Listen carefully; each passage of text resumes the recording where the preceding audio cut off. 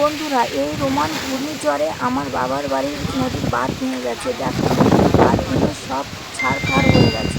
তো তোমরা ঠাকুরের কাছে প্রার্থনা করো যেন এই নদীর বাঁধ সবাই তাড়াতাড়ি ভালোভাবে সব কিছু ঠিক করে দিতে পারে।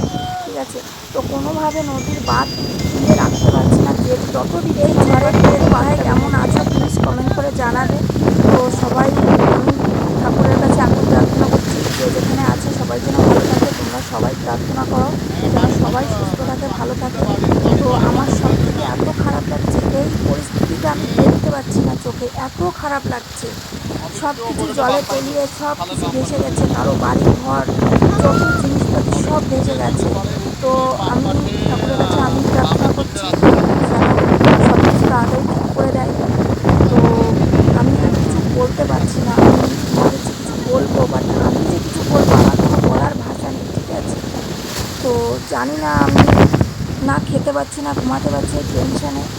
তো যে যেখানে আছে ভালো থেকো, আর অবশ্যই তোমরা কমেন্ট করে জানিও কে কোথায় আছো, কেমন আছো। সবাই সুস্থ থাকো এই কামনা করি।